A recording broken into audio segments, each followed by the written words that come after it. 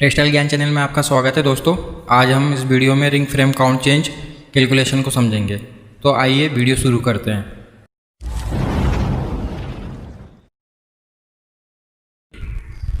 तो जब भी हम किसी भी मशीन में काउंट चेंज करते हैं, वो रिंग फ्रेम मशीन हो या स्पीड फ्रेम मशीन हो, हमें कुछ चीज़ों का ध्यान रखना पड़ता है कि हम काउंट चेंज करने के लिए क्या क्या प्रोसेस हमें करना पड़ता है। क्योंकि हमें बेस तो मालूम होना चाहिए ना, काउंट चेंज करने के पीछे का बेस क्या है। अगर हमारे दिमाग में आता है कि काउंट चेंज करना है तो हमें ये चीज़ें मालूम होना चाहिए कि किस किस प्रोसेस से गुजरना पड़ेगा काउंट चेंज करने के लिए। तो सबसे पहले हमें ज़रूरत है ड्राफ्ट की। जब हम मटेरियल में ड्राफ्ट देंगे तभी तो मटेरियल में खिंचावट आएगी, तो वो हम काउंट के रूम में उसको बना सकते हैं। इसलिए ड्राफ्ट को कैलकुलेट करना बहुत ज़रूरी होता है। ड्राफ्ट मतलब होता है खींचना। आप पुराना वीडियो देखोगे, ऊपर बेल आइकन में आपको दिखेगा स्पीड फ्रेम काउंट चेंज। सबसे पहले आप उस वीडियो को देखिए, उसके बाद रिंग फ्रेम काउंट चेंज की कैलकुलेशन को समझिएगा, जिससे मुझे समझाने में आसानी होगी। अब ड्राफ्ट को हम कैलकुलेट करेंगे तो ड्राफ्टिंग जोन, जब आप रिंग फ्रेम को समझोगे, रिंग फ्रेम का वीडियो भी मैंने बनाया है, आप चैनल को सब्सक्राइब कर लीजिए तो आप पुराने वीडियो भी देख पाओगे। तो जो ड्राफ्टिंग जोन है, ड्राफ्टिंग जोन में जो भी कैलकुलेशन है काउंट चेंज की, वो ड्राफ्टिंग की ही है हर मशीन में। तो मेन जो कैलकुलेशन बैठती है वो ड्राफ्ट की बैठती है। ड्राफ्ट के नीचे हम अगर आते हैं तो फिर ट्विस्ट देना पड़ता है। ड्राफ्टिंग हुई मटेरियल में, उसके बाद हमको मटेरियल में ट्विस्ट देना रहता है, तो हमें ट्विस्ट कैलकुलेट करना पड़ता है। उसके बाद हमारा काउंट चेंज की प्रोसेस हो जाती है। कोई इसमें रॉकेट साइंस नहीं है, आसान है, आप समझिए। चित्र के द्वारा आप देखते जाइए और समझते जाइए। तो सबसे पहले हम ड्राफ्ट कैलकुलेट करेंगे। हमने स्पीड फ्रेम में भी यही किया था, आप पुराना वीडियो देख लीजिए। स्टेप बाय स्टेप मैं समझाता हूँ आपको। तो भैया ड्राफ्ट का सूत्र जो होता है वो होता है hang delivery upon hang feed. Hang delivery का मतलब होता है कि हमें क्या बनाना है। हैंग फीड का मतलब होता है कि हम मशीन में क्या फीड कर रहे हैं। ठीक है, तो मान लो कि हैंग फीड 0.90 है। इसका ये मतलब है कि जो रोबिंग है स्पीड फ्रेम की, ये हम रिंग फ्रेम मशीन में लगाए हैं, इसको हम फीड कर रहे हैं। ठीक है, और हैंग डिलीवरी का मतलब है कि हमें कितना काउंट प्रोड्यूस करना है। 40 का करना है, 50 का करना है, 30 का करना है, 16 का करना है। हैंग डिलीवरी का मतलब ये होता है। तो हम मान लेते हैं कि 30 का काउंट बनाना है। ठीक है, तब आप सूत्र भी लिखते जाइए अगर आपको स्क्रीन पे बराबर नहीं दिख रहा है तो ड्राफ्ट बराबर hang delivery upon hang feed. तो हैंग डिलीवरी हो गया 30, क्योंकि हमें काउंट बनाना है 30 का, और हैंग फीड मतलब हो गया 0.90, मतलब इतना रोबिंग हम फीड कर रहे हैं मशीन में। ठीक है, इसको कैलकुलेट करेंगे तो ड्राफ्ट बराबर 33.33। ठीक है, इतना ड्राफ्ट हमें देना पड़ेगा। ठीक है, सूत्र से हमने ये कैलकुलेट कर लिया ड्राफ्ट कितना देना है। अब आप इस बात को समझिए कि जब भी हम मशीन में ड्राफ्ट देंगे तो ड्राफ्ट देने के बाद हमें ड्राफ्टिंग जोन से मटेरियल नीचे की ओर आएगा तो हमें ट्विस्ट देना पड़ेगा यान बनाने के लिए। ठीक है, तो जब भी हम ट्विस्ट देंगे तो ट्विस्ट देने से क्या होता है कि मटेरियल में घुमाव आता है, यान घूमता है, स्पिन होता है। तो ट्विस्ट देने से उसकी लेंथ थोड़ी कम होती है मटेरियल की। आपको समझ लीजिए कि आप कोई सा लंबा धागा है, उसको एक बार घुमाओगे, 10 बार घुमाओगे, 50 बार घुमाओगे तो धीरे धीरे वो छोटा होते जाएगा, सिकुड़ने लगेगा। ठीक है, तो हमें ये पता है कि जब भी हम ड्राफ्ट के बाद ट्विस्ट देंगे यान में, मटेरियल में, तो वो थोड़ा सिकुड़ने लगता है। तो हम मशीन में 6% ड्राफ्ट बढ़ा के रखते हैं। जैसे ड्राफ्ट निकला 33.33, तो इसमें हम 6% बढ़ा के मशीन में रखेंगे। मशीन में जो भी हम गेयरिंग समझेंगे उसमें 6% बढ़ा के ही समझेंगे। ठीक है, तो निकाल लेते हैं। अब 6% बढ़ा लेते हैं ड्राफ्ट को। ये पता हो गया ना कि ड्राफ्ट आया 33.33, अब 6% क्यों बढ़ा रहे हैं, ये तो समझ में आ गया कि मटेरियल सुकड़ता है, तो मटेरियल सुकड़ेगा तो लेंथ में कम होगा, तो प्रोडक्शन भी कम होगा थोड़ा सा हमारा। ठीक है, तो वो इसलिए हम 6% बढ़ा देंगे, तो हमारा क्या है, वो लेंथ सुकड़ने पर भी हमारे प्रोडक्शन में ज़्यादा अंतर नहीं आएगा। ठीक है, और ट्विस्ट इसलिए देते हैं कि स्ट्रेंथ आ जाए, तभी तो हम उसमें एस ट्विस्ट, जे ट्विस्ट दे पाएंगे, स्पिन कर पाएंगे। ट्विस्ट का मतलब ये होता है। ठीक है, तो 6% निकाल लेते हैं अपन ड्राफ्ट का। तो देखिए परसेंटेज निकालना तो आता ही होगा, नहीं आता तो देख लीजिए। 33.33 × 6 / 100, तो ये आया 1.99। ठीक है, तो जो ड्राफ्ट आया उसमें हम ऐड कर लेंगे 33.33 इंटू 1.99 इजिकल टू 35.32। अब मतलब ये हो गया 35.32 का कि अब हमें एक्चुअल ड्राफ्ट ये रखना है। हमारा 33 निकला था, हमने 6% बढ़ाया, तो जब कैलकुलेट किया तो 35.32 आया। इतना ड्राफ्ट हम रखेंगे मशीन में काउंट चेंज करते समय, ठीक है। अब हमने स्पीड फ्रेम मशीन की कैलकुलेशन देखी थी काउंट चेंज की, तो उसमें हमने ड्राफ्ट के बाद क्या किया था, चेंज पिनियन गियर को कैलकुलेट किया था। तो सेम प्रोसेस हम यहाँ पे भी करेंगे, ठीक है।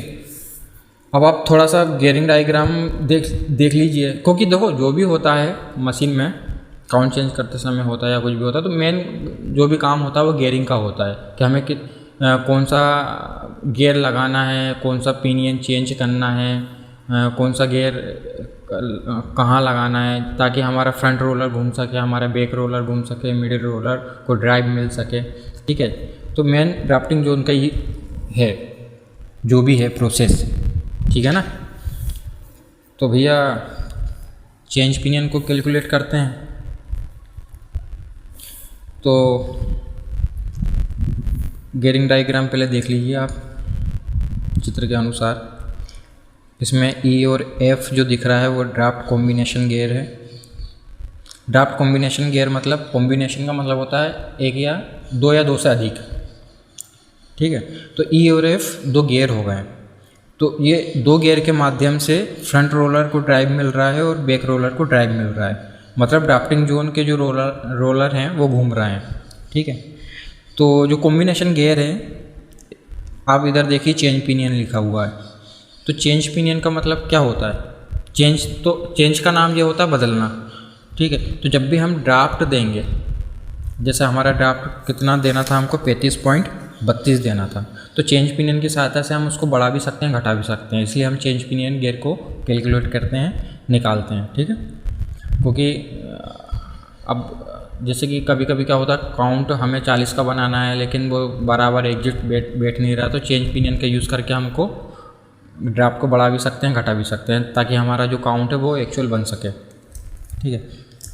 तो हमारा ड्राफ्ट कॉम्बिनेशन गियर से फ्रंट रोलर और बैक रोलर, मतलब ड्राफ्टिंग सिस्टम को मूवमेंट मिलता है, ड्राफ्ट होता है हमारा ड्राफ्ट कॉम्बिनेशन गियर से, ठीक है। तो चलो आगे बढ़ते हैं, देखते जाइए चित्र के अनुसार। अब आप मान लिया अपन ने ड्राफ्ट कांस्टेंट को, ठीक है, गियरिंग डायग्राम के अनुसार। तो हमने ड्राफ्ट कांस्टेंट को माना है 4.165, ठीक है। अब देखिए ड्राफ्ट क्या, अगर चेंज पिनियन हमको कैलकुलेट करना है तो हमें ये सूत्र रखना पड़ेगा, draft is equal to draft constant into combination gear into back roller wheel divided by change pinion, ठीक है। आपको चित्र में नहीं दिख रहा तो आप पेन और कॉपी रखिए, मैं बोलता जा रहा हूँ, आप लिखते जाइए, ठीक है। यहाँ पे ई और एफ जो है वो ड्राफ्ट कॉम्बिनेशन गियर है, ठीक है। तो ये तो हमें जब आप इंडस्ट्री में अगर काम कर रहे हो तो ये गियर तो आपको मिल जाएगा, ठीक है। सारे गियर की लिस्ट होती है, कौन से काउंट के लिए कौन सा गियर लगता है उस हिसाब से। तो हमने यहाँ पे मान लिया है कि draft combination gear 115 divided by 12, मतलब ई 115 तीत का है और एफ 62 तीत का है, और बैक रोलर व्हील गियर 135 का है, ठीक है। अब हम जो हमारा सूत्र है draft is equal to draft combination gear into E upon F into back roller wheel divided by change pinion, इसमें रख देंगे। तो ड्राफ्ट की जगह हमने रख दिया 35.32 जो हमारा ड्राफ्ट है, इजिकल टू ड्राफ्ट कांस्टेंट मतलब स्टैंडर्ड, ये भी हमें मिल जाता है इंडस्ट्री से, 4.165 ड्राफ्ट कांस्टेंट की जगह रख दिया, इनटू कॉम्बिनेशन जो गियर है 115.62 का वो रख दिया हमने, इनटू 135 मतलब बैक रोल व्हील, इसके तीत, अगर ये 135 तीत का गियर लगाएंगे तो बैक रोल को ड्राइव मिलेगा, इसका ये मतलब है, ठीक है। डिवाइडेड बाय सी भी हमको कैलकुलेट करना है चेंज पिनियन को। तो जब इसका पूरा को कैलकुलेट करेंगे तो हमारा निकलेगा 29.52, ठीक है, 29.52 चेंज पिनियन निकल गया। यहाँ पर हमें सीपी गियर प्राप्त हो जाता है, ठीक है। इस पूरी प्रोसेस को गियरिंग डायग्राम के द्वारा आपने समझा, आशा करता हूँ कि आपको समझ में आया होगा। इसके बाद हम ट्विस्ट को कैलकुलेट करते हैं। तो हमने पुराना जो वीडियो है हमारा स्पीड फ्रेम काउंट चेंज का, आप उसको समझिए। उसमें TPI को कैसे कैलकुलेट किया मैंने, वही की वही प्रोसेस यहाँ पे भी लगेगी और कुछ नहीं है। तो मेरा, और उसके बाद आप ये देखिएगा रेचेड व्हील और लिफ्टेड व्हील का भी एक वीडियो है, उसको भी आप देख लीजिएगा। तो मेन चीज़ क्या हुई, रिंग फ्रेम काउंट चेंज में हमने ड्राफ्ट कैलकुलेट किया। तो ड्राफ्ट को बढ़ाना कैसा है, घटाना कैसा, उससे CP हमने कैलकुलेट किया। उसके बाद हमने ट्विस्ट को कैलकुलेट किया। ठीक है, आप सीक्वेंस में आइए, मटेरियल ऊपर से नीचे आ रहा है। उसके बाद ट्विस्ट के बाद हम देखेंगे कि रिंग रेल का मूवमेंट कैसे करना है, अप एंड डाउन करना है तो कितनी तेज करना है, धीरे करना है कि तेज करना है। ठीक है, तो लिफ्टेड व्हील और रेचेड व्हील की सहायता से हम रिंग रेल को अप एंड डाउन कर सकते हैं। ठीक है ना, पुराने वीडियो में मैंने सब कुछ अच्छे से बताया विस्तार से, आप उसको देख लीजिए, आपको पूरा सब कुछ समझ में आ जाएगा।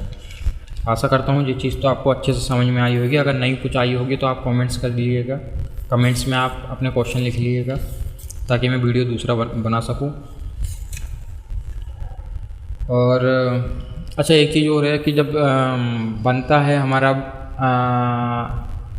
यान बोबिन जो है स्पिंडल पे बनती है, तो पोप डाया में भी कभी कभी डिफरेंस आता है, कभी अच्छा बनता है, कभी मोटा बन जाता है, कभी पतला हो जाता है। तो ये क्यों होता है, तो इसका काउंट चेंज से कोई लेन देना नहीं है।